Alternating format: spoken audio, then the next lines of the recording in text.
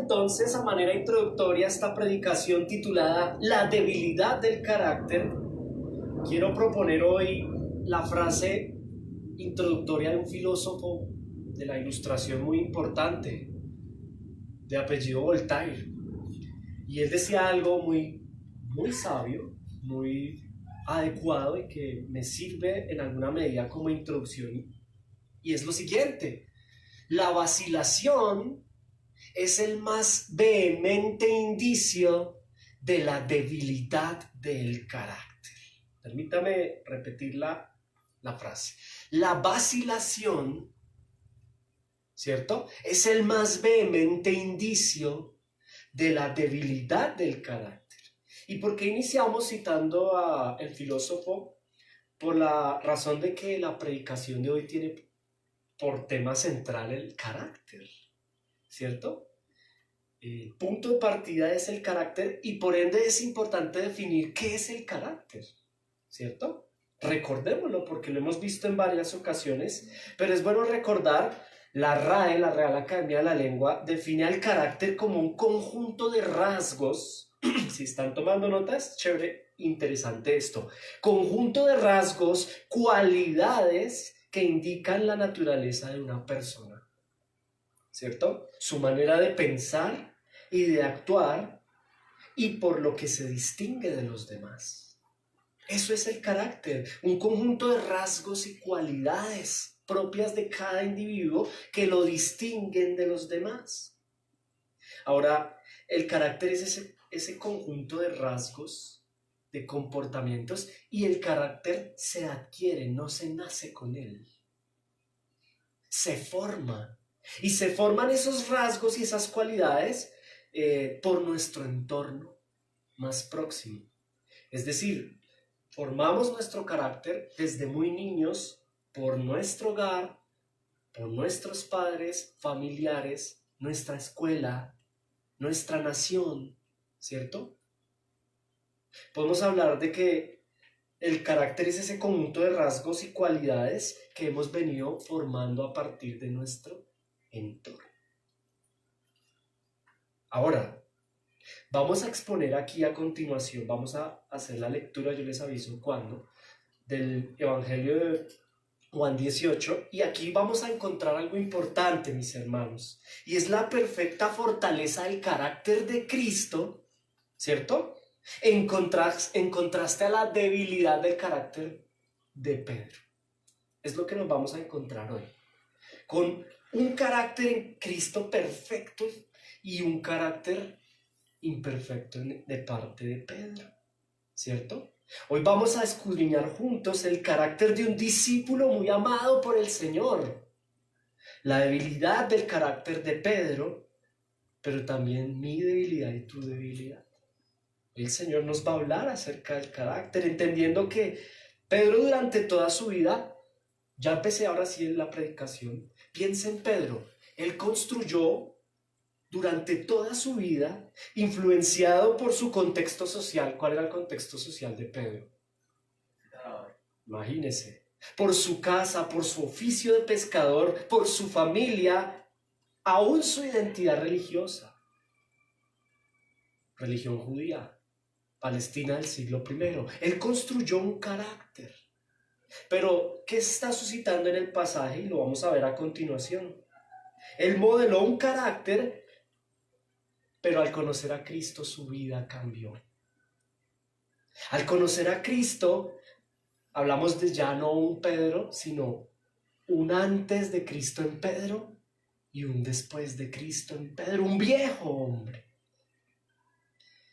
Y esto incluye el carácter, ¿cierto? 3 años y medio pasó Pedro con Cristo formando y forjando un nuevo carácter, dejando atrás el anterior carácter que había forjado durante no sé cuántos años, para ahora en Cristo 3 años y medio trabajar en una santificación del carácter, ¿cierto? Nosotros entendemos y apelamos a la obra de Dios no solo en la regeneración, recuerde Brit Milá, nacer de nuevo, circuncisión del corazón. El Señor no solo nos llama a una nueva vida, a un nacer de nuevo, espiritualmente hablando, sino también nos quiere santificar en el carácter. El Señor quiere santificarte. Ahora vemos, por ejemplo, en Corintios 5:17 dice, de modo que si alguno está en Cristo, ¿cierto? Nueva criatura es, las cosas viejas pasaron, he aquí todas son hechas nuevas. Y las cosas viejas, dentro de la palabra cosas, cabe el carácter, ¿cierto? El carácter pasado es, he aquí todo ahora es. Inferimos que el Señor quiere de parte de su pueblo y de sus hijos que tengamos un nuevo carácter. Vamos a escudriñar en el pasaje y a presenciar con atención qué sucede con el carácter de Pedro, con tu carácter, con mi carácter, ahora en Cristo. Amén. Listo, vamos a leer entonces, por favor, Juan 18, versículos 12 al 27. ¿Listo?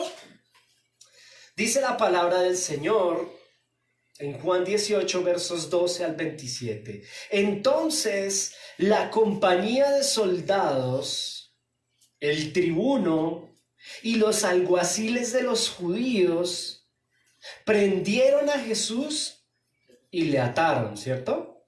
Y le llevaron primeramente a Anás. Diga conmigo, Anás. ¿Sabía que existía ese nombre? Anás. Punto y coma, porque era suegro de Caifás, que era sumo sacerdote aquel año. Verso 14, era Caifás el que había dado el consejo a los judíos de que convenía que un solo hombre muriese por el pueblo. Verso 15, y seguían a Jesús, ¿quiénes? Simón Pedro y otro discípulo. Y ese discípulo era conocido del sumo sacerdote. Y entró con Jesús al patio del sumo sacerdote. Mas Pedro estaba fuera, a la puerta. Salió, pues, el discípulo que era conocido del sumo sacerdote y habló a la portera e hizo entrar a Pedro. Entonces la criada portera dijo a Pedro, ¿no eres tú también de los discípulos de este hombre? Dijo él, Pedro, no lo soy.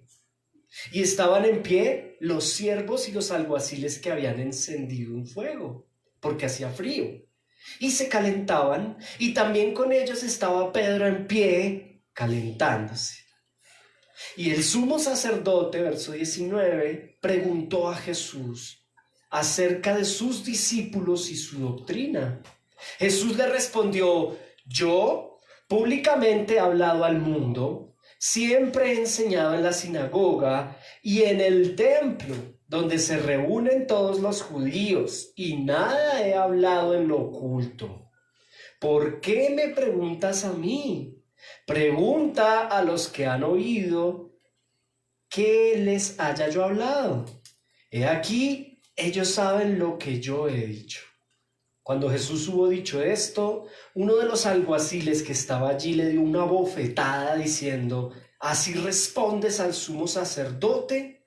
Jesús le respondió, si he hablado mal, testifica en qué está el mal, y si bien, ¿por qué me golpeas? Anás entonces le envió atado a Caifás, el sumo sacerdote. Verso 25, atentos. Estaba pues Pedro en pie, calentándose, y le dijeron, ¿no eres tú de sus discípulos? Él negó y dijo, no lo soy. Uno de los siervos del sumo sacerdote, pariente de aquel a quien Pedro había cortado la oreja, le dijo, ¿no te vi yo en el huerto con él? Negó Pedro otra vez y enseguida cantó el gallo. Tremendo. Les propongo que desmenucemos el pasaje verso a verso. Muy atentos, el pasaje se desarrolla en escenas paralelas, ¿cierto? En escenas paralelas. Las escenas son dos y son al mismo tiempo, por eso son paralelas, ¿cierto? Por un lado está un juicio religioso, ¿cierto? Hay un juicio religioso. Y por otro lado, hay una situación con Pedro. Repito, por un lado hay un juicio religioso. ¿Quién está siendo enjuiciado? Cristo ante las autoridades religiosas, ¿cierto? Esto sucede en una casa en el segundo piso. En la planta baja, en el primer piso, dice el Evangelio de Mateo, en el primer piso, paralelo al juicio de Cristo, está sucediendo la negación de Pedro. ¿Listo? Eso es lo que está sucediendo en el pasaje. Quiero que miremos el verso 12 con atención. Lea conmigo el verso 12 de Juan 18. Dice el verso 12: entonces la compañía de soldados, el tribuno y los alguaciles de los judíos prendieron a Jesús y le ataron. Diga conmigo, le ataron. Tenía que ser así, mis hermanos. Tenía que ser así, lo tenían que atar. Tal como en Génesis 22:9 fue atado Isaac. ¿Recuerda? Abraham mató a Isaac para ser sacrificado y lo colocó en la piedra. Un dato interesante, esa piedra fue donde se construyó el templo. ¿Ok? El templo de Jerusalén.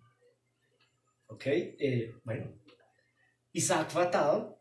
Isaac es una tipología de Cristo. De la misma manera que Isaac fue atado, así fue atado Cristo. De la misma manera que en el templo construido en la piedra donde fue atado Isaac, ahí en ese templo se ataban los corderos para el sacrificio. De esa misma manera fue atado Cristo. Note que en la Biblia cada detalle no es casualidad. Cada detalle tiene una particularidad profunda e importante. Ahora, todo es tipología de Cristo. Le ataron. Jesús estaba atado. Y lo llevan ante el juicio. Versículo 13 y 14. Juicio religioso. Mire el juicio cómo se suscita. Dice ahí: y le llevaron primeramente a Anás, porque era suegro de Caifás, que era sumo sacerdote en ese año. Era Caifás el que había dado el consejo a los judíos de que convenía que un solo hombre muriera por el pueblo. Repito, son escenas paralelas. En este momento, por un lado está Jesús enfrentando al Sanedrín, pero ojo, no a todo el Sanedrín, está enfrentando a dos personas, a los líderes del Sanedrín. Al sumo sacerdote que se llama Caifás, pero aparece el suegro de Caifás, se llama Anás. Anás. Imagínense, este dato creo que es importante. Anás fue el sumo sacerdote anterior a Caifás, ¿cierto? Y era su suegro. Resulta que a Anás lo destituyeron del cargo. Lo destituyeron los romanos. El prefecto romano que lo destituyó se llamó Valerio Grato. Y a Valerio Grato, el romano, destituye a Anás de su cargo de sumo sacerdote por corrupto. Yo cuando estudiaba esto, yo pensaba, imagínense lo corrupto, lo pesado que era Anás para que los romanos lo destituyeran. Siendo los romanos de una fama y una estirpe bastante complicada. Anás fue el sumo sacerdote, fue destituido, pero ojo, los romanos lo destituyen, pero los judíos no están muy contentos con esa destitución. ¿Por qué razón? Porque en la ley mosaica, lo dice el libro de Números capítulo 35, versículo 21, nos damos cuenta que los sacerdotes era un oficio vitalicio. Es decir, el que es sacerdote lo es hasta su muerte. Vienen los romanos, intervienen y dicen: Anás, usted es muy corrupto. ¿En qué sentido? Los historiadores, los antropólogos, al estudiar esta escena, llegan al punto en el cual encuentran que Anás es una persona, un sacerdote que en su momento de sacerdocio era mentiroso, era avaro, amaba mucho el dinero. Los impuestos que cobraba para el templo eran demasiado elevados y exagerados.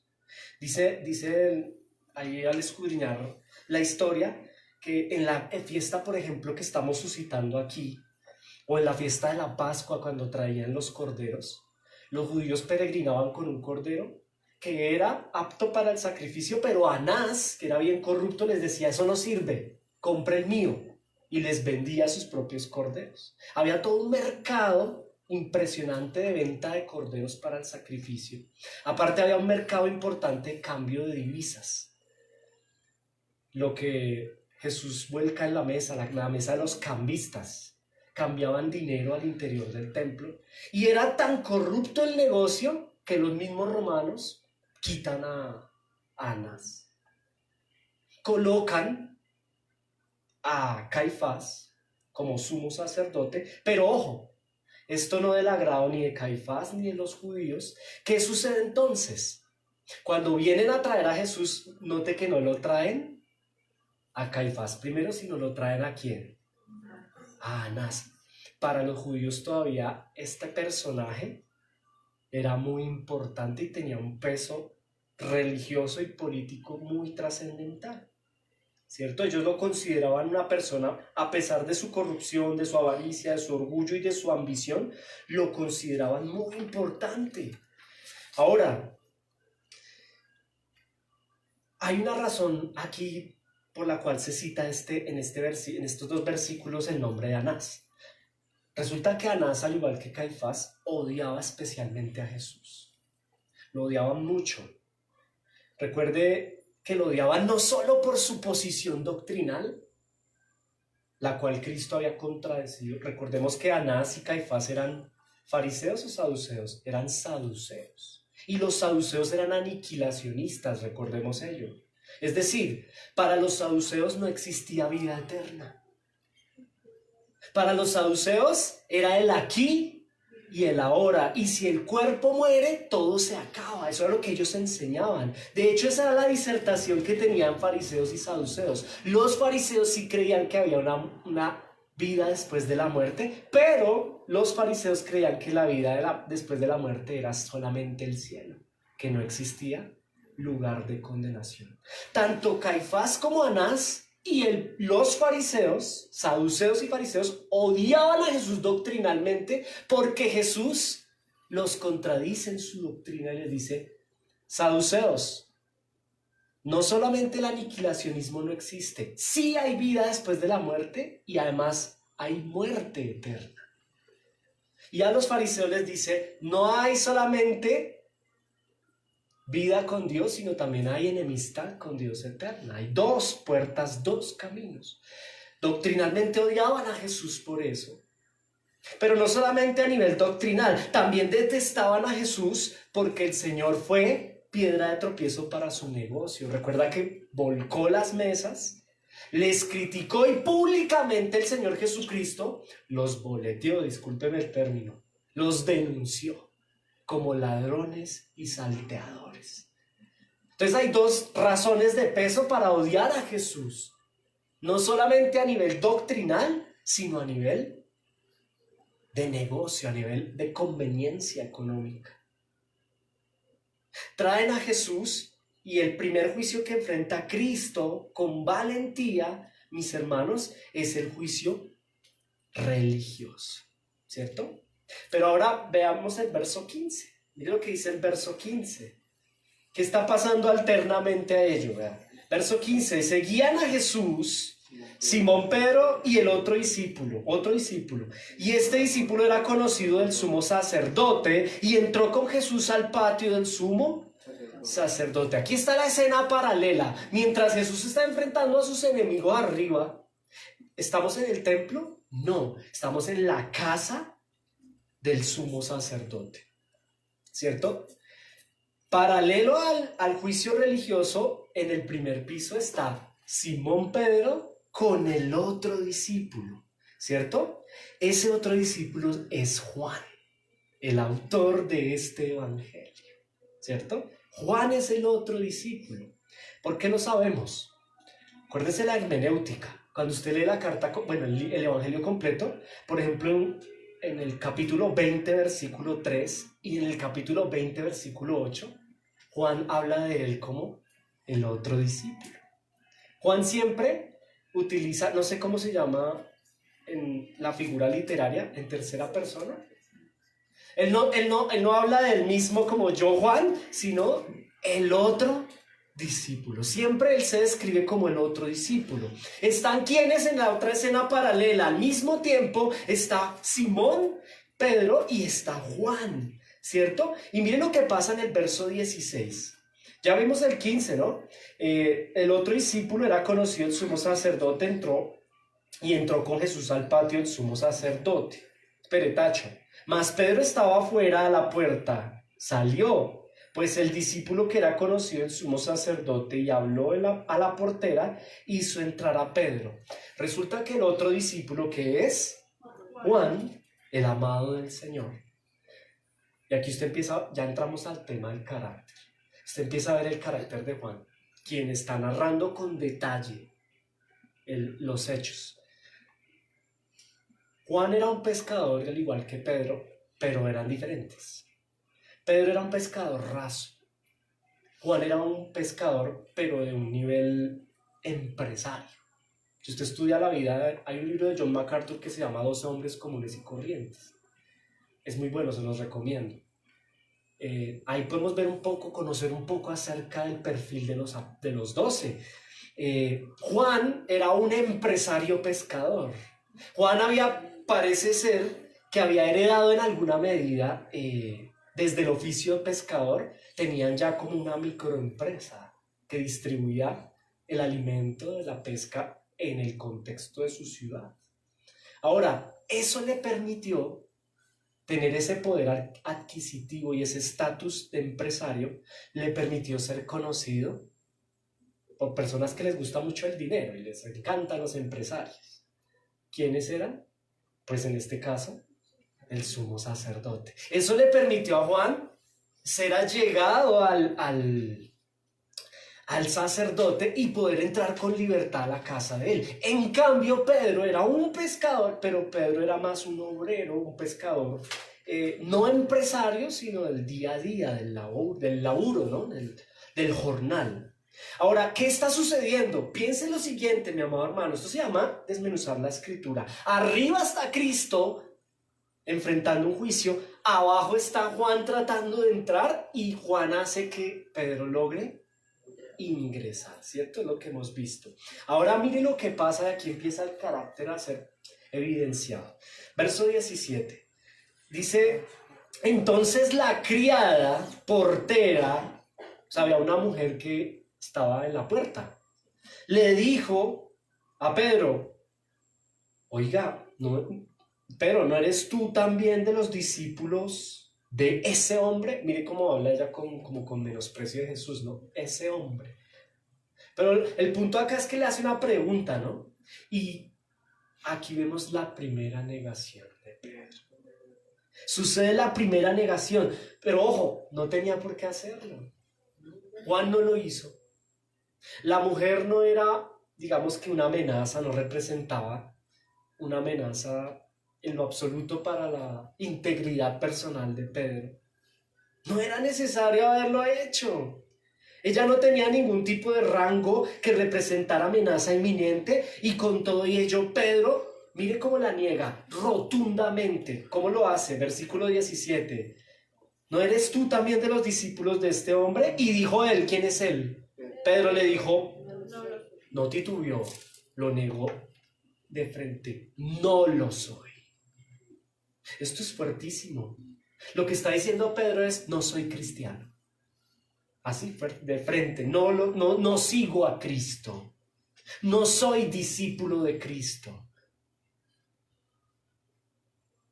Se desenmarcó, dirían en el gremio del fútbol. Se desenmarcó de su Señor. Sin necesidad. Verso 18. ¿Qué sucede en el verso 18?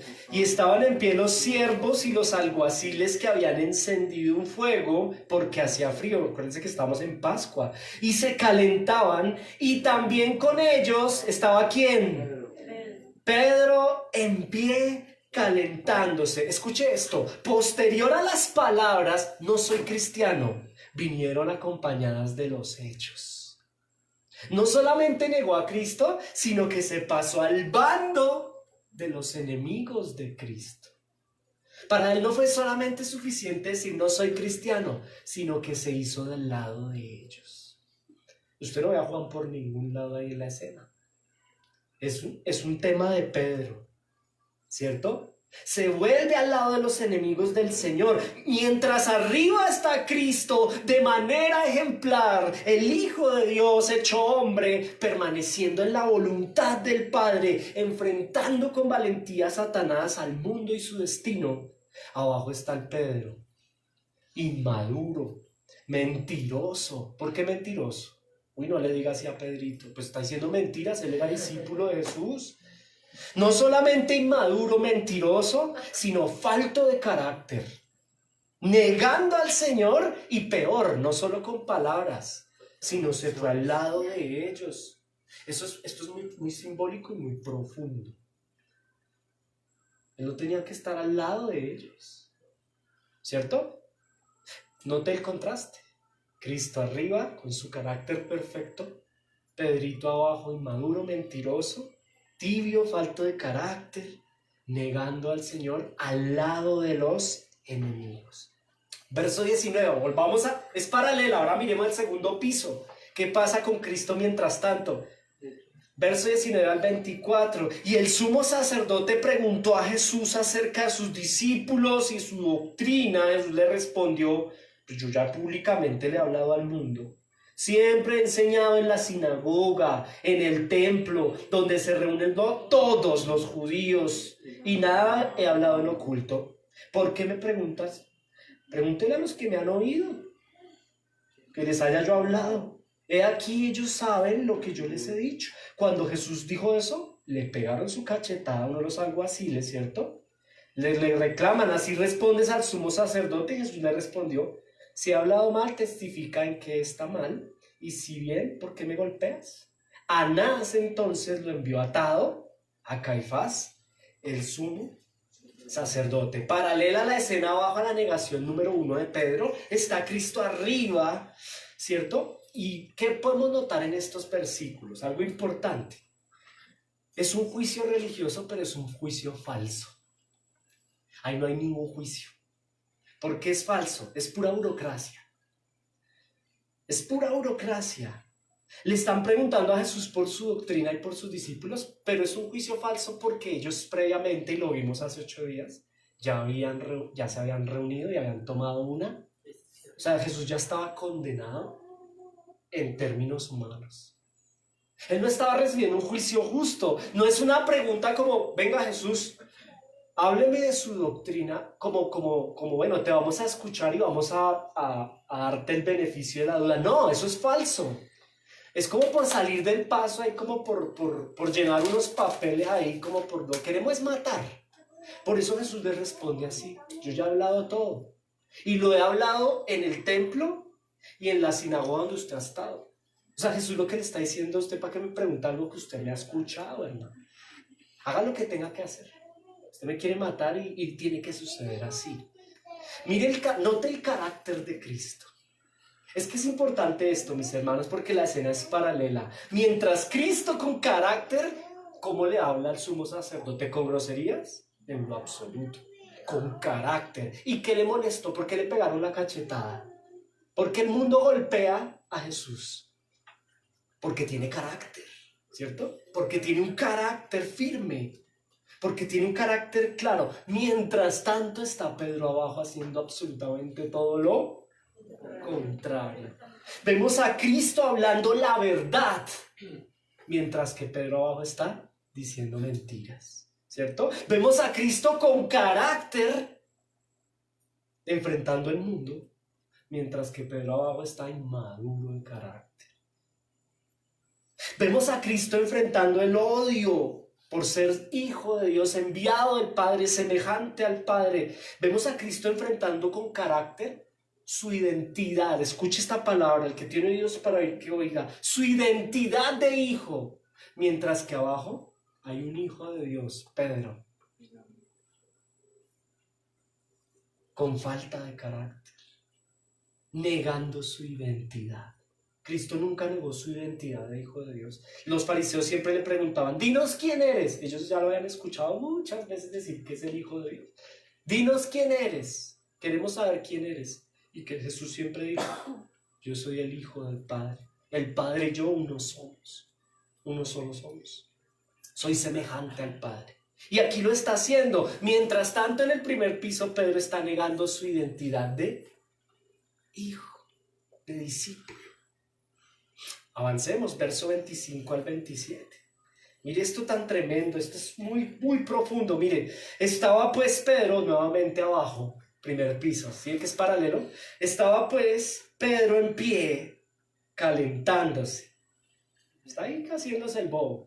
Espere, y le dijeron otra vez, aquí va, 0 y van 2. Le volvieron a decir los amigos de la empresa, ¿no?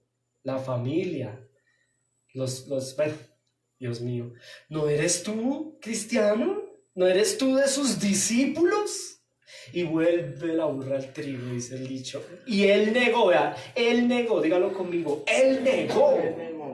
Y dijo otra vez contundente, lo mismo, no lo soy. 1, verso 26, de los siervos del sumo sacerdote, uy, esto es muy, muy fuerte. Uno de los siervos del sumo sacerdote, pariente de aquel, ¿qué? Pariente de aquel a quien Pedro había cortado la oreja, ¿cómo se llamaba? O sea, Malco, este era familiar de Malco. Este vio cuando Pedro le quitó la oreja a su pariente, ¿cómo se le va a olvidar la cara? Le digo, usted, yo lo vi. Usted, no sea mentiroso, si yo a usted lo vi saliendo de la iglesia. Yo lo vi a usted, que dice que no es cristiano. Y mire lo que responde. Le dijo, ¿no te viene el huerto con él? Y verso 27, se agarra, tercera vez. Negó Pedro otra por tercera vez y enseguida cantó el gallo. La soberanía de Dios y la responsabilidad del hombre. Cantó el gallo. Aparece la segunda y tercera negación de Pedro, pero esta es todavía peor. Esta es todavía más triste que la primera, porque viene acompañada no solo de mentiras y de falta de carácter, sino que esta nos lleva a algo peor, a las groserías y a las maldiciones. Lo que pasa es que el Evangelio de Juan no lo cuenta, pero el Evangelio de Marcos sí. Vamos a ir a Marcos en su Biblia, capítulo 14. Marcos 14. Marcos sí se atreve. Juan fue un poquito más condescendiente con Pedrito, porque es el discípulo que estaba con él. Marcos, mire lo que nos cuenta. Marcos 14, versículos 66 al 72. Marcos, atrasito de Juan. Mateo, Marcos, Lucas y Juan. Segundo Evangelio, Marcos, capítulo 14, versículos 66 al 72. Amén. Dice el evangelista Marcos, estando Pedro abajo en el patio, mire qué detalle, es que a mí me encantan los detalles en la Biblia. Juan nunca habla de primeros ni segundos pisos, por eso es bueno hacer hermenéutica. Aquí sí ya sabemos, de aquí es donde Mauricio saca que abajo, ¿sí? En el piso primero, estando Pedro abajo en el patio, vino una de las criadas del sumo sacerdote y cuando vio a Pedro que se calentaba, mirándolo, o sea, ella lo miró y ¿qué? ¿Qué hace con esos? ¿Qué hace con los del mundo? Luego no es que lo miró y luego se acercó. Tenía más carácter ella que Pedro. Tuvo carácter de ir a preguntarle algo, que hay que tener carácter para preguntar esto. Le dijo, verso 67, mirándolo le dijo, es que ni le preguntó, aquí dice que le aseguró, tú también estabas con Jesús, el Nazareno. Mas él, Pedro, negó diciendo, yo no lo conozco, no le conozco, ni sé de lo que me estás hablando. Y salió a la entrada y cantó el gallo.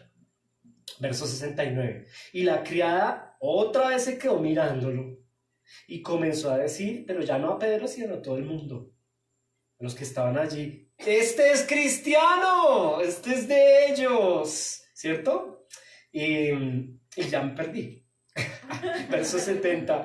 Y él negó otra vez y poco después los que estaban allí dijeron otra vez a Pedro por tercera vez, oiga, es verdad, verdaderamente usted es de ellos, usted es cristiano, porque eres Galileo y además tu manera de ser y de hablar es semejante.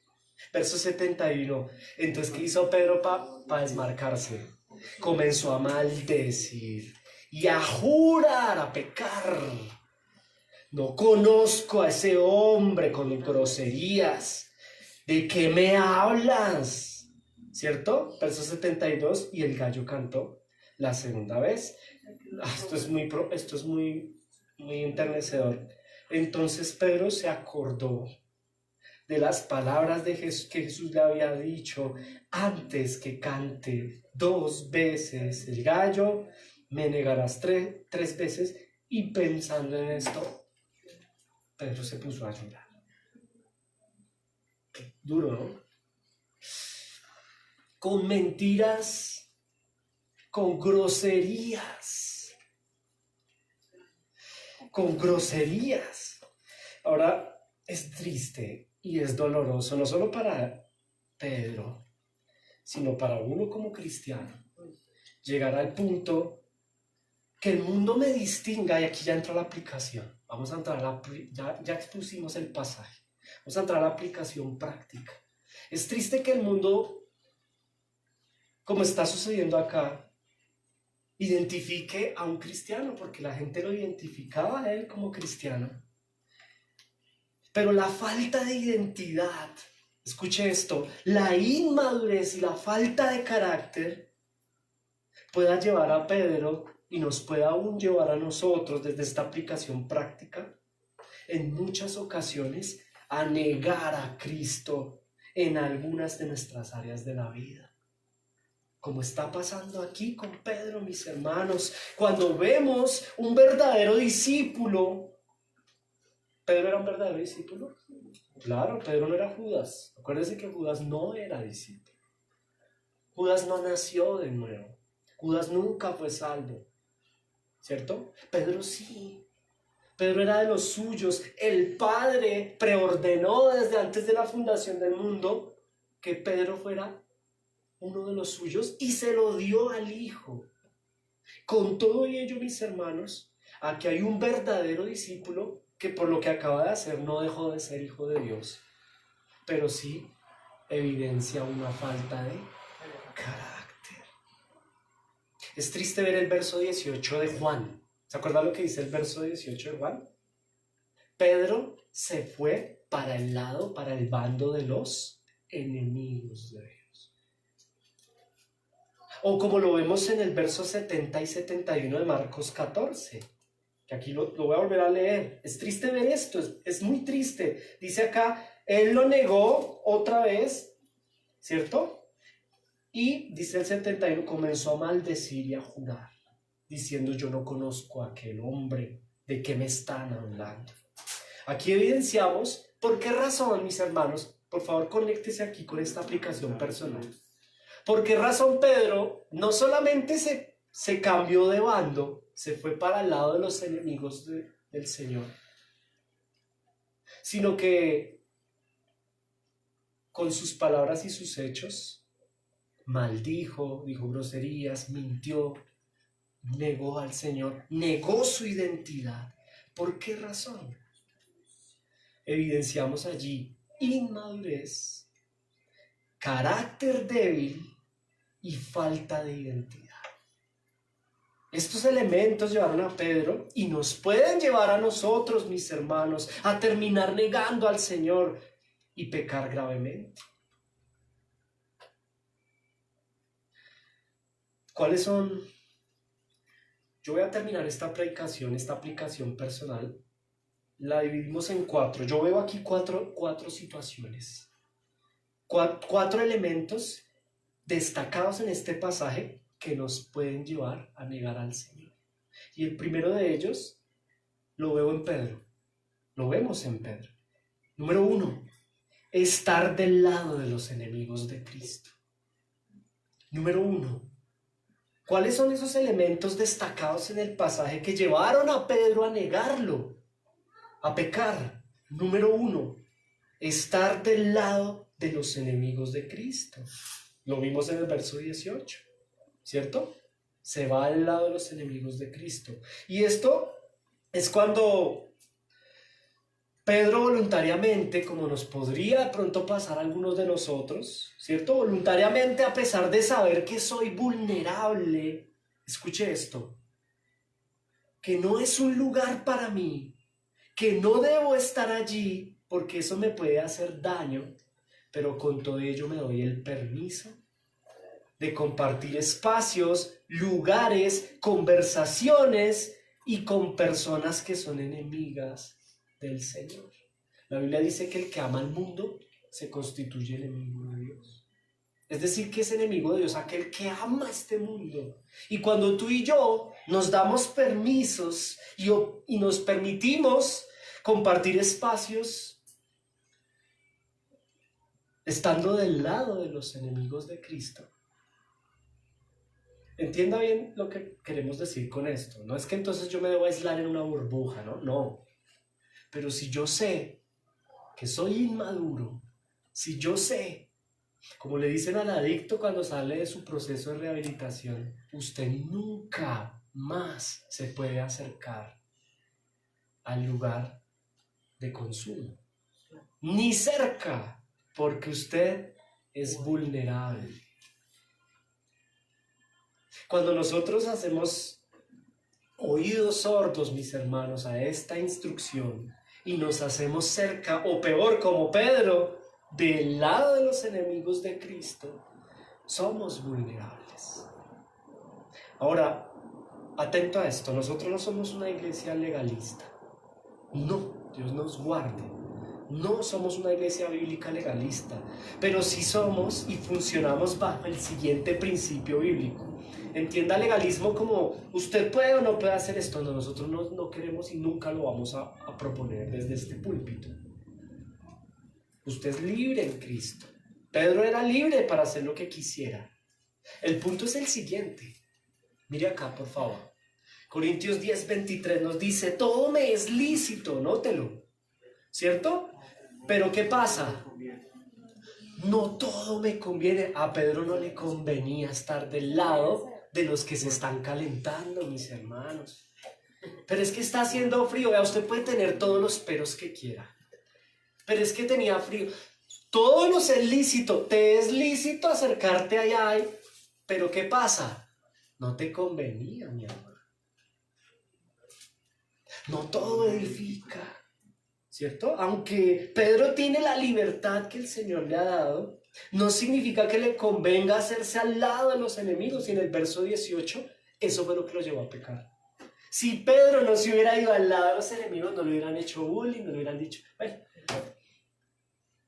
es una de las razones por las cuales Pedro niega al Señor. Y la pregunta es la siguiente, esto es una aplicación práctica. ¿Qué haces tú, mi amado hermano? Te pregunta el Señor. ¿Qué haces tú del lado de los enemigos de Cristo? Tú sabrás en qué área. ¿Qué estás haciendo tú del lado de los enemigos de Cristo? Alguno dirá, como Pedro, pues yo estoy ahí, pero no participo. Bueno, como Pedro, que estaba ahí calentándose, pero eso ya es participar. Ay, pero es que yo estaba ahí calentándome, pero yo en lo mío y ellos en lo de ellos. No, mi hermano, usted no es Dios y yo no soy Dios. No seamos tercos. Tan solo tomar la decisión de estar ahí es participar. ¿Cuánta gente está en la cárcel por eso? No hicieron nada, pero estaban en la escena del crimen. Bueno, Mauricio, no seamos exagerados. No es exagerar, mi amado hermano. Número 1, estar del lado de los enemigos de Cristo nos lleva al pecado, nos lleva a la negación en particular. Y esto es falta de carácter, ¿sabe, mi hermano? Estar yo del lado de los enemigos de Cristo es falta de identidad también. Que ese es el punto número 2, pero espéreme un momentico. Es que esto tiene relación con la identidad y es directamente proporcional a la identidad como hijo de Dios. Si yo no tengo claro quién soy, ¿quién es Pedro? Mi amado hermano, ¿usted ha leído Efesios 2:20? Sobre quién está fundamentada la iglesia, sobre quién construimos nosotros hoy, sobre los apóstoles que son Pedro no es un discípulo cualquiera, mis hermanos. ¿Saben cuál es el problema de Pedro? Que él no tenía su identidad como apóstol clara. Y esto es falta de identidad y de carácter. Recuerde que el carácter, lo definimos al comienzo, es mi manera de comportarme según lo aprendí del mundo, ¿cierto? Pero ahora yo tengo que tener un nuevo carácter, mi amado hermano, en Cristo. Y el Señor llama a Pedro, Pedro le dice, es que hasta el nombre le cambia, mis hermanos, ya no eres Cefás, sino, no, ya no eres Simón, ahora eres Cefás, roca. ¿Que usted entiende lo que el Señor le quiere decir a Pedro? Pedro le está diciendo, viejo, yo se lo parafraseo, viejo, usted es un inmaduro de carácter, un Simón, pero ahora usted va a tener un carácter de roca. Y aquí está la roca, véanla. Aquí está más bien Simón, ¿cierto? Todavía está inmaduro. Le falta identidad, le falta verse. Este es otro problema, que es parte del primer punto. Cuando yo me voy al lado de los enemigos de Cristo, es porque yo no entiendo, no me veo como Dios me ve. Jesús veía a Pedro como una roca, Jesús lo veía como un fundamento, como un apóstol. Pero Pedro en su carácter débil todavía se veía como un Simón. Y porque así lo trata el mundo. ¿Cómo le dijeron en la puerta? Usted es un pescador, usted no es el pescador que anda de los Galileos. Y Pedro se creyó lo que el mundo le dijo. Ah, sí, yo soy de esos, de los del mundo. Esa falta de identidad lo hizo ubicarse del lado de los del mundo. En vez de tener carácter y decir, bueno, yo soy discípulo de Cristo. Jesús me dijo que yo soy Cefás. Yo no me voy a hacer de ese lado, yo me hago de este lado. Yo sé que el Señor nos está hablando. Mire esto. Pablo tiene que enfrentar, el apóstol Pablo, tenía un carácter también. Dios mío, ayúdanos. Les recomiendo el libro, 12 hombres comunes y corrientes. Segunda de Corintios 6:14, no estéis unidos. ¿A quién le habla primeramente? A la iglesia, a nosotros. No estemos unidos, esto es carácter, en yugo desigual con los incrédulos. Y nos pregunta, ¿qué asociación tienen la justicia y la iniquidad? ¿O qué unión tiene la luz con las tinieblas? Juan no narra la situación con detalle, pero cuando vemos que Pedro se hace del lado de los enemigos del Señor, estamos entendiendo, posiblemente pasó un importante tiempo ahí, compartió de conversaciones, participó de conversaciones, y ahí se hizo en asociación con ellos. La pregunta o la palabra nos dice, ¿y eso qué comunión tienen ustedes, hijos de luz, con las tinieblas? Entonces ahí comprendemos, mis hermanos, el punto número 1. El problema de Pedro de entrada fue estar del lado de los enemigos de Cristo. Nunca se debe haber escrito el verso 18. Pedro se fue para el lado a calentarse. Número 2, ¿cierto? El segundo elemento destacado en el pasaje que llevó a Pedro a negar a Cristo, la falta de carácter. La falta de carácter, mis hermanos. La falta de carácter. Pero entendamos lo siguiente. Todo el mundo tiene un carácter, ¿cierto? Desde niño construimos un carácter. Y es que voy a volver, así me demoré un poquito más, pero voy a volver a leer. La RAE dice, el carácter es un conjunto de rasgos, cualidades que indican la naturaleza. ¿Sabe cuál es el carácter del colombiano? Qué tristeza que nos toque decirlo aquí, pero es que así es. La malicia indígena, el ser abeja. Eso es parte de la idiosincrasia en el carácter común del colombiano. Y entonces llevar coca metido dentro del cuerpo no es un delito, es ser abeja. Pero para otra nación eso es un delito, pero para nosotros en nuestra construcción del carácter como nación e idiosincrasia, y nos reímos y nos gusta, y no solo es la idolatría, mis hermanos, la religiosidad es venerar estatuas de yeso, entre otras muchas prácticas. la mentira, la corrupción política, el engaño. A veces es tremendo que a veces sí salimos a protestar por corrupción política, pero nos colamos en el transporte. Pero eso es corrupción política. Y así es el colombiano, esa es la construcción de nuestra identidad y de nuestra cultura.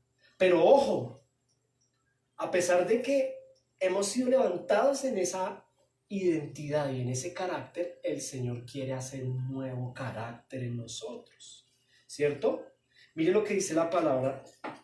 Colosenses 3:10 dice, y os habéis vestido, ¿de qué? Del nuevo hombre, el cual está viejo. No, es nuevo, se va renovando, téngase paciencia, ¿no? Se va renovando hacia un verdadero conocimiento conforme a la imagen. Y yo le coloqué esto no es inspirado, esto lo puse yo, ¿listo? Y eso es identidad. ¿Por qué? Porque es una imagen. Y nosotros estamos construyendo un nuevo carácter a imagen ¿de quién? De aquel que lo creó. Esto es lo que está pasando acá, mis hermanos. El punto número 2, falta de carácter de Pedro, tiene que ver con falta de comprender que ahora él debe ser semejante a la persona que está en el segundo piso, diciendo la verdad y enfrentando su identidad de hijo. A esto nos llama el Señor, a revestirnos. Lo que pasa es que a Pedro en ese momento le estaba costando quitarse la chaqueta de viejo carácter, el viejo hombre, el pescador de Palestina del siglo I, el pescador de Galilea, el que religioso, ¿cierto? El que fue levantado con la cosmovisión religiosa del Sanedrín, de los fariseos, de los saduceos, y eso todavía le estaba costando dejar. Pero es el llamado. Efesios 4:24 dice, siempre habla de vestirse, ropa, ¿sí? Vístanse ¿de quién? Y esto incluye la identidad y el carácter, mis hermanos. Vístanse del nuevo hombre, el cual es semejante a Dios. ¿Y quién está en el segundo piso? Dios, semejante a Cristo. Nos debemos vestir en cuanto al carácter, a la identidad de Cristo, mis hermanos, decir la verdad. Porque aquí lo dice, ¿no? En la semejanza de Dios ha sido creado en la justicia, y da la palabra clave, santidad de la verdad. ¿Qué es el santo? ¿Qué es el santo? Estar apartado. ¿Y qué fue lo que no hizo Pedro? En vez de tomar distancia del lugar, se hizo con ellos. Sin legalismos, tome distancia. Aquí yo les quiero dar un consejo. Esto es un consejo mío, Mauricio. ¿Listo? Y es el siguiente. Hay personas que tienen el carácter tan fuerte y tan radical, tan maduro. El Señor los ha venido madurando, la experiencia en el Evangelio, que tienen la capacidad de compartir ciertos círculos sociales sin untarse de nada. ¿Cierto? Incluso la gente aprende a querer. Ya sabemos que Mauricio es así, él no dice groserías, no mira viejas, no. Y ya lo acepta, el mundo termina por aceptar. Porque usted tiene el carácter y tiene la madurez, o me aceptan como soy o no me quieren y ya. Pero sí también hay personas que no tienen el carácter tan maduro. A esas personas se les recomienda que mientras adquieran ese carácter no se junten, no se hagan vulnerables. Usted que hace borracho, tiene tufo. Ay, es que era mi viejo hombre que se me levantó. Dio papaya, hermano. Usted no tenía todavía el carácter que hace saliendo con sus compañeros de la empresa, hermano. Ahora, si usted tiene años del Evangelio, usted es un hombre, una mujer madura en Cristo y todo eso, la Biblia dice que crea que esté bien, mire que no caiga, tenga cuidado, ¿cierto? Si usted es una persona que usted tiene un carácter en Cristo y usted sabe que... Ahora, otro consejo aquí muy amoroso. Así usted tenga carácter, si el lugar donde usted va a pisar hace caer en la fe a otro, no lo pise. Puede que usted no se va a contaminar, pero usted qué hace del lado de los del mundo. Otra persona lo va a ver y va a decir, pues si él lo hace que es maduro, pues yo también lo hago. Nosotros con mi esposa tenemos principios en muchos sentidos. En muchos de nosotros hablamos y tenemos principios. Y hay lugares donde no pisamos y no visitamos. Hay contextos de familia en los cuales no participamos. ¿Por qué? No porque yo me voy a tomar un trago. Yo nunca tomé. Eso no es mi lucha. No ha sido gracias a Dios. Nunca fue mi lucha. Pero yo lo hago por amor a ustedes. Porque si alguno me ve compartiendo con... Eso no es Mauricio, no es la gente que está consumiendo es Mauricio, porque eso así no es la gente. Entonces mejor no lo hagas por amor a los hermanos. Porque de pronto no es mi lucha, pero sí es la de otro. ¿Ok? A eso se refiere el vestirse del nuevo hombre. Tener el carácter y la capacidad de desmarcarme del mundo. Y eso fue lo que falló en Pedro. ¿Por qué, mis hermanos? Cuando deseamos obtener el agrado de ciertos círculos sociales, ¿qué era lo que estaba pasando en esa escena en el primer piso? ¿Pedro qué quiere? Pedro quiere el agrado de ese círculo social. ¿Por qué Juan le valió lo mismo? Juan antes entró y antes habló con la muchacha y venga, déjelo entrar y todo. Ese no era la lucha de Juan. Pedro, en cambio, sí quería agradar, y es que ese es el problema. Cuando tú y yo deseamos el agrado de ciertos círculos sociales o mantener contentas a algunas personas, esto nos lleva a pecar. Es que yo quiero mantener contenta a mi mamá, a mi tío. Entonces, venga, tío, tómese. Yo estoy poniendo ejemplos, ¿no? No estoy pensando en nadie para que mi tío, para que esté contento en Navidad, venga, y 20 minutos después ya son 4. 2 horas después usted ya está tirado en el... ya está el Cristiano, ya está Pedro. Ya. Papito, vengan, fírmeme estos papelitos, estos documentos. Ahí es algo... Tío, pero esto es ilegal. Ay, papito, pero es que yo soy su tío, yo soy su papá. No, papi, venga. No, mis hermanos, eso le está pasando a Pedro. Por tratar de tener contentas a algunas personas, allí viene, eso se llama falta de carácter. Mire, yo lo amo mucho. A mí me ha tocado. La fiesta de... esto se está grabando. La fiesta de... antes del COVID, en el colegio se hacía una salida. Yo no volví a ir, por obvias razones que no voy a decir aquí, pero no me sentía cómodo. ¿Cierto? Y las veces que fui y participé, se dieron cuenta quién soy yo. Entonces uno dice, bueno, yo, cuando me preguntan por qué no, yo digo, no, para no hacerlos sentir incómodos a ustedes.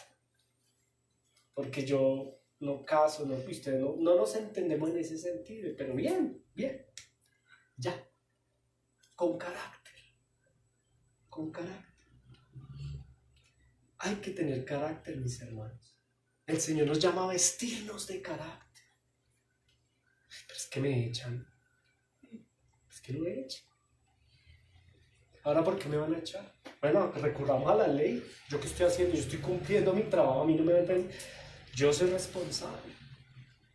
Pero es que a veces queremos agradar a ciertos círculos, mantener contentas a ciertas personas, y allí es donde hay un problema de carácter y de identidad. Ojo, de identidad. ¿Cuándo no digo no?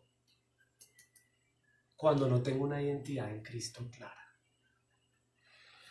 Cuando yo no sé quién soy en Cristo. Como Pedro en ese momento, cuando no entiendo, Pedro, usted es un apóstol. Cuando yo sé quién soy en este momento, yo soy un hijo de Dios, un discípulo de Dios, yo tengo clara mi identidad, puedo decir no. Pero si no tengo carácter, voy a terminar mintiendo, maldiciendo. Pedro, ¿qué tenía ganas? ¿Qué buscaba diciendo de ahí, no sé, maldiciendo? Todo para tener contento a un grupo incluso de desconocidos. Posiblemente eran desconocidos, no lo conocían. Conocían al otro discípulo, pero a este no lo conocían. Avancemos para ir casi concluyendo. Número 3. Tercera causa o tercer elemento que llevó a Pedro a negar al Señor. la inmadurez.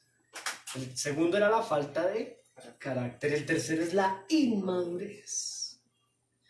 Definición de inmadurez. Vea, inmaduro es aquel que no se comporta conforme a la edad, experiencia o formación que tiene. Esa es una persona inmadura. Aquella que no se comporta conforme a la edad, experiencia o formación. La pregunta para ustedes, mis hermanos, y para mí hoy es: ¿Pedro se comportó a la altura del apóstol que es?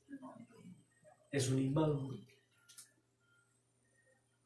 No se está comportando a la altura de uno de los 12 apóstoles. Evidenció inmadurez porque no supo verse como quien ahora es, un privilegiado, uno de los fundamentos de la iglesia. Más bien se comportó como la sociedad lo quería ver a él. Eso es inmadurez. El Señor te llama a vestirte de un nuevo hombre, y es inmaduro aquel que, sabiendo esto, que debemos vivir semejantes a Cristo, estamos viviendo. Y esto es muy común, ¿sabe? En las iglesias bíblicas locales. A pesar de que somos bíblicos, es muy común el domingo ponerse la vestidura de cristiano y entre semana quitársela. Y eso está mal. Eso es ser inmaduro. Además, eso es ser doble moral. Y eso es tener máscaras. Entonces me pongo la máscara de discípulo y hay personas que aprenden con habilidad a mostrarse como Judas. O sea, uno se las cree cuando lo ve, uno dice: este es tremendo santo, tremendo siervo. Porque aprenden con habilidad a asumir esa careta y luego la cambian, o ese vestido, hablemos de vestido bíblicamente, y se ponen el vestido. Y entonces hacen creerle a los papás, a la familia, al pastor, a la esposa, al pastor, a los hermanos que viven santidad sexual, que tienen, y de repente, en finanzas, y de repente ahí es donde viene el golpe duro, ¿no? Judas se ahorcó y se partió en dos y salieron, así dice la Biblia, salió Judas. Pero si es que ese era el hermano era el más santo de los hermanos de la iglesia. Es tremendo, ¿no? Pura inmadurez. Evidenció Pedro inmadurez, ¿cierto? Porque no supo verse como es, sino se vio como el mundo lo ve a él. Amados hermanos, el Señor nos llama a comportarnos decorosamente, como hijos de Dios, a la altura de hijos en todo contexto. No solo tan fácil ser discípulo de Jesús con Jesús ahí, ¿no? Andando detrás de Jesús a todo tiempo. Bueno, ahí tampoco le fue fácil porque también la embarraba, ¿no? Está en proceso. Pedro este es un Pedrito inmaduro, pero usted ya después tranquilo que ya usted lo ve. Y eso es la roca. Pedro llegó a ser la roca, ¿cierto? Es fácil ser discípulo con Jesús, pero o aquí en la iglesia, ¿cierto? Pero vayamos a preguntarle a la esposa, a los hijos. No lo vamos a hacer, tranquilo. Ni lo va a hacer conmigo. Bueno, hágalo. ¿Por qué no? El hermano se muestra creyente. Mamá, ¿usted qué piensa?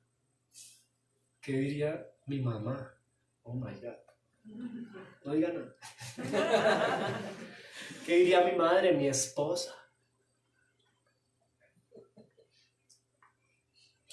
¿Cuántos hermanos míos, que Dios me guarde, cuántos pastores han perdido su carácter y su identidad? Y viven matrimonios, finanzas, no vestidos conforme a Cristo, sino conforme al mundo. Ahí está Pedro. ¿Y puede que sean hijos de Dios? Claro que sí. Como puede que sean Judas. ¿Quién lo sabe? Solo Dios lo sabe. Que Dios nos ayude. La inmadurez, ¿cierto? Número 4 y último. El cuarto elemento, la cuarta razón que observamos y yo extraigo de este pasaje que estoy viendo aquí, que expuse previamente, que desarrollamos, es la lejanía del Señor. Lejanía del Señor. Es la primera vez en 3 años y medio que Pedro está lejos de Cristo. Bueno, lejos entre comillas porque Cristo está en el segundo piso, pero es la primera vez que está alejado en alguna medida del Señor. Y esto es un problema, porque estar lejos del Señor es estar alejado de la palabra de Cristo.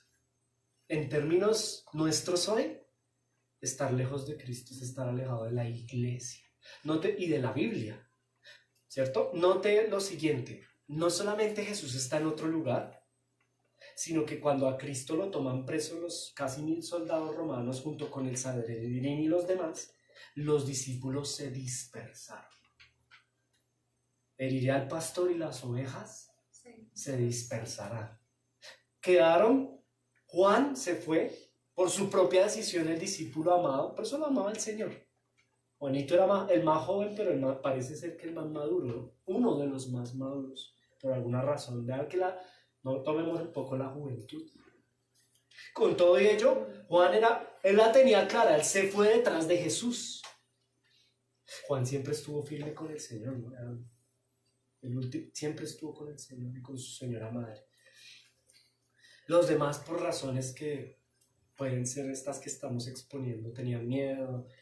No los juzgamos, es un contexto difícil, no hay que juzgar, mis hermanos.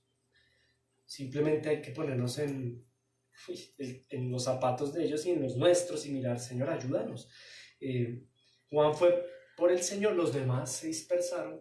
Cuando tú y yo, mi amado hermano, no estamos congregados, cuando tú y yo como hermanos nos cuidamos, vea, si ahí hubieran estado los 11 unidos, de pronto el Pedro no la embarra así, porque los demás le dicen, venga, ¿qué está haciendo? Venga para acá.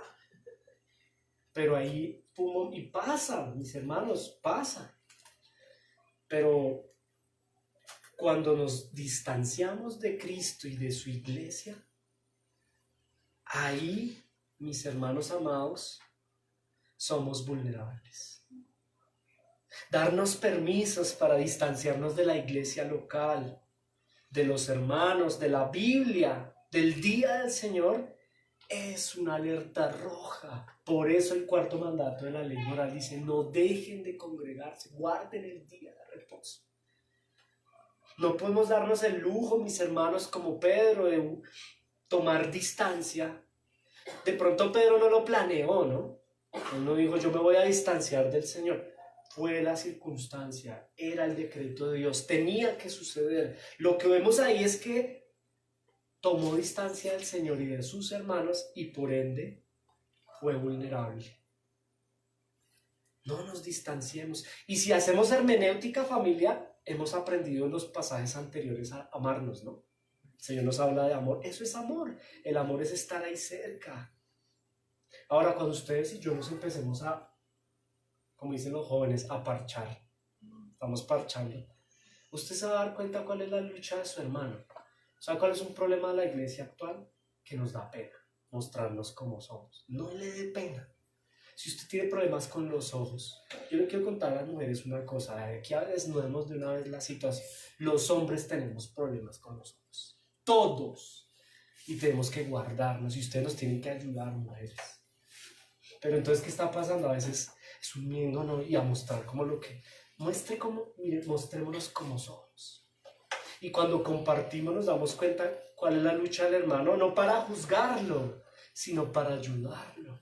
¿Qué está haciendo Juan con Pedro? Dice tan lindo Juan. Juan fuera un individualista, él entró. Pedro, mira qué hace yo voy por lo mío. No, él quería acercar a su Señor con Pedro y a Pedro con su Señor. Eso hace un buen Juan, eso hace un buen hermano. Intercede, ayuda, mueve. Yo quiero que Pedro esté con el Señor. Ahí lo está cuidando. Pero mientras se suscitó la situación, pues pasó lo que pasó. Sin embargo, mis hermanos, el estar en comunidad y el estar con el Señor, en nuestro contexto, con su palabra, llamándonos, compartiendo, salgan a comer, hablen, cuéntense. Pastor, me pasa esto. Nosotros con mi esposa lo hacemos con ustedes. A veces lo hacemos con otros pastores. ¿Cómo está su matrimonio? Pues vamos para allá y hablamos y no, estamos así, nos mostramos tal y como somos y ahí nos edificamos.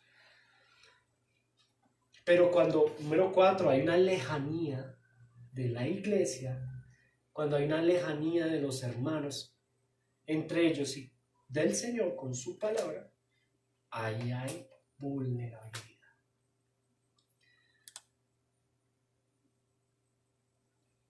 Amén. Pensemos en quienes de nosotros que puede que tengamos la mala costumbre de dejar de congregarnos. Vea, un domingo que usted no venga son 15 días de vulnerabilidad. Ay, no es exagerado. No, no es exagerado, ¿verdad? Nosotros son 15 días. Pedro, ¿cuántos minutos fueron aquí? Haga la cuenta del lugar lejano a la ciudad, ahí la casa del sumo sacerdote. ¿Cuánto era de distancia en realidad? Pero ya eso fue suficiente para Pedro. Imagínese usted y yo 15 días. Ahora piense en el que no viene 2 fines de semana. Ahora piense en el que no viene hace un mes. Y ahora piense en el que hace 6 meses no viene a la iglesia. Dios, ayúdanos, Señor. No nos podemos dar ese lujo, mis hermanos. Conclusión, y con esto termino. Lo que nos deja lo anterior, mi amado hermano, sobre todo la parte final de Marcos 14:72, vemos que, es que se los voy a leer, tranquilo, yo se los leo. Antes de que el gallo cante 2 veces, me habrás negado 3, y pensando en esto, Pedro lloraba. Por favor, piensen en esto que acabamos de leer. No lo deje ir. Ahí está la diferencia entre Judas y Pedro. Pedro lloró su pecado. Pedro se arrepintió. Esta no puede ser una predicación que termine como... No, tiene que terminar con el arrepentimiento, con el reconocer mi error, con el llorar. ¿Sabe por qué lloró Pedro? Porque reconoció su error. Pedro se dio cuenta en ese momento de algo. Escúcheme con atención. Yo sé que ya terminamos, pero escúcheme con atención. Pedro se dio en ese momento cuenta de varias cosas. La primera, que Cristo lo conocía a él más que él mismo como se conocía a él mismo. 2, Pedro se dio cuenta ahí que tenía problemas de carácter. No se había dado cuenta antes. Ahí esa oportunidad, esa prueba lo llevó a darse cuenta de que él tenía problemas de carácter, de identidad. Pedro en ese momento se dio cuenta que le hacía falta trabajar en su carácter y aprender a verse como Cristo lo ve y no como un pescador. Y Dios hoy me dice a mí, Mauricio, usted no es un profesor. A usted no lo hace un título, Mauricio, un oficio. Tú quieres creer eso y es que el mundo quiere que creamos eso, ¿no? Ay, es que usted es esto y usted eso y usted no estudió, y usted sí estudió, usted es más, usted es menos. No, eso es del mundo, mis hermanos. Somos hijos de Dios. Yo no soy el barrio en donde vivo, mi hermano. Yo no soy el país donde me quiero ir del país porque aquí no hay hermano, tú no eres el país, tú no eres el oficio, tú eres un hijo de Dios.